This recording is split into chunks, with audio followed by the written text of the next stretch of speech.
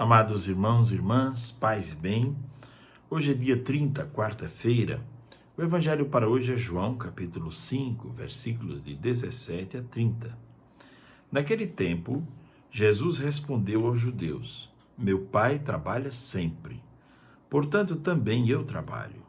Então os judeus ainda mais procuravam matá-lo, porque, além de violar o sábado, chamava Deus de seu Pai, fazendo-se assim igual a Deus. Tomando a palavra, Jesus disse aos judeus: em verdade vos digo, o filho não pode fazer nada por si mesmo. Ele faz apenas o que vê o Pai fazer. O que o Pai faz, o filho faz também. O Pai ama o filho e lhe mostra tudo o que ele mesmo faz.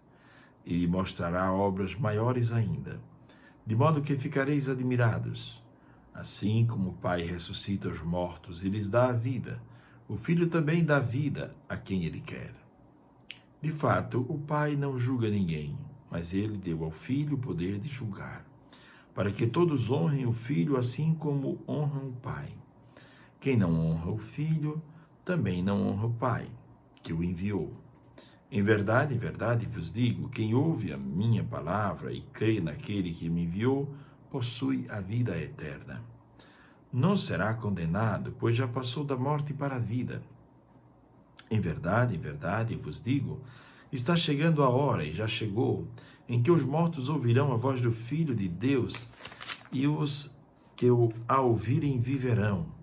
Porque assim como o Pai possui a vida em si mesmo, do mesmo modo concedeu ao Filho possuir a vida em si mesmo. Além disso, deu-lhe o poder de julgar, pois ele é o Filho do homem. Não fiqueis admirados com isso, porque vai chegar a hora em que todos os que estão nos túmulos ouvirão a voz do Filho e sairão. Aqueles que fizeram o bem ressuscitarão para a vida, e aqueles que praticaram o mal para a condenação. Eu não posso fazer nada por mim mesmo. Eu julgo conforme o que escuto, e meu julgamento é justo, porque não procuro fazer a minha vontade, mas a vontade daquele que me enviou. Palavra da salvação, glória a vós, Senhor. Meus irmãos e minhas irmãs, os textos do Evangelho de João são sempre muito enigmáticos e é preciso procurar o que está por trás das palavras, né? Qual o sentido espiritual de cada palavra, de cada alegoria, de cada termo usado pelo evangelista. Jesus está dizendo aos judeus: meu Pai trabalha sempre e eu também trabalho. Interessante que certa vez alguém perguntou a São João Crisóstomo, perguntou assim: o trabalho é consequência do pecado de Adão e Eva, ou antes do pecado eles já trabalhavam? E aí São João Crisóstomo respondeu de maneira belíssima, disse: o trabalho é algo necessário, porque o trabalho não é só para conseguir o sustento, o trabalho é para fazer o homem progredir, para fazer o homem amadurecer, como pessoa, como filho de Deus. Então o trabalho tem essa dimensão. Meu Pai trabalha sempre, disse Jesus.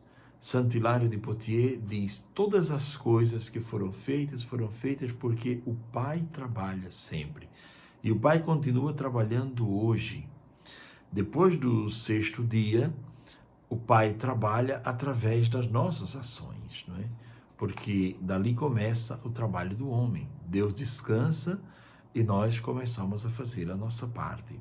Com aquilo que Deus criou, porque o homem não é capaz de criar, o homem faz alguma coisa. Deus criou as plantas, dali o homem faz o remédio. Deus criou as águas, dali o homem faz... Então, de tudo que Deus criou, o homem usa para fazer as coisas que são necessárias para o seu bem-estar, para a sua vida, para o seu progresso humano, espiritual e progresso como sociedade, como comunidade global. Pois bem, o Pai trabalha sempre e eu também trabalho. Os judeus queriam matá-lo, diz o texto, procuravam matá-lo, porque além de violar o sábado, porque quando ele diz trabalha sempre, significa até no sábado, e o sábado era o maior mandamento, segundo os judeus, porque no sábado nem Deus trabalhava, então os homens também não podiam trabalhar. E Jesus diz: o Pai trabalha sempre, quer dizer, Deus está cuidando de nós o tempo inteiro. Inclusive, essas palavras vão contra toda a teologia dos antigos deuses, quando os gregos diziam: Deus criou o mundo e depois não acompanhou e não faz mais nada pelo mundo, apenas criou. Somente com Plotino é que veio uma outra concepção de que Deus, sendo amor, além de criar, acompanhava a sua criação, a sua criatura. Pois bem, Deus trabalha sempre. Aqui é interessante notar que Jesus, quando fala de si e fala do Pai, ele diz: olha, o Filho não pode fazer nada por si mesmo, ele faz apenas o que vê o Pai fazer. Ele fala da comunhão e de uma teologia trinitária muito bela, não é? Uma teologia trinitária muito bela. Tem um padre da igreja, um santo padre, que fala sobre isso. É claro, além de Hilário de Poitiers, que fez um tratado sobre a Trindade, Agostinho de Hipona também, não é? Mas vou citar brevemente São Cirilo de Jerusalém, na catequese número 10. Ele diz o seguinte: tendo a mesma natureza divina, o Filho merece a mesma honra e glória que é dada ao Pai. Pois quem não honra o Filho, não honra nem o Pai que o enviou. Neste sentido, Cirilo destaca a grandeza de Cristo por meio de diversas imagens cristológicas características da literatura joanina. Eu e o Pai somos um. Era difícil para os judeus entender isso, não é? Deus que se fez homem e desta maneira, que veio numa manjedoura, que veio como pobre, não veio num castelo, não veio entre pompas, então é difícil compreender isto, não é? Pois bem, depois Jesus fala que assim como o Pai ressuscita os mortos e lhes dá a vida, o Filho também dá a vida a quem Ele quer. Ele diz: aquele que ouve a palavra do Filho possui a vida eterna, não será condenado, pois já passou da morte para a vida. Santo Agostinho nos esclarece que Jesus está falando de duas mortes e de duas vidas. Jesus está dizendo, fala da vida nova oferecida como salvação para aqueles que desejam acolher a Ele e aos dons do Espírito Santo, diz Agostinho, e fala dos mortos, além da morte espiritual, né, daqueles que estão mortos, que precisam acolher a Cristo, a Palavra e ao Espírito Santo, fala daqueles que já estão mortos nos túmulos. A todos Jesus quer dar a vida em nome do Pai, que é o Deus da vida. Belo que Santo Agostinho diz sobre este versículo.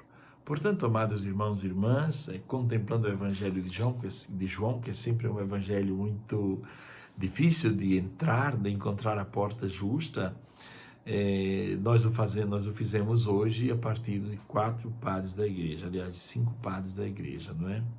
Santo Hilário de Poitiers, Santo Agostinho, São Clemente e São Cirilo, digo melhor, São João Crisóstomo, não é? E terminamos a nossa reflexão pedindo a Deus que nos ajude a compreender que todos os dias todos os dias são dias para trabalhar para o reino de Deus.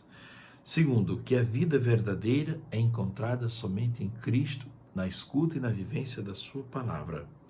Que Ele é que possui a vida eterna para dar ao homem. Possamos aprender isto hoje.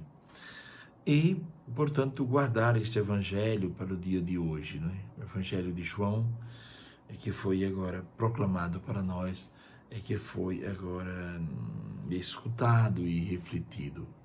Que o Senhor nos dê a graça de viver hoje escutando a sua palavra, refletindo e acolhendo a palavra no nosso coração.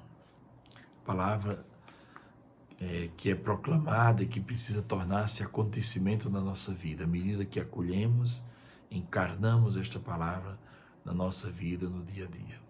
Abençoe-vos Deus, que é todo-poderoso, Pai, o Filho e o Espírito Santo. Amém. Tenham todos uma ótima quarta-feira. Fiquemos na paz do Senhor.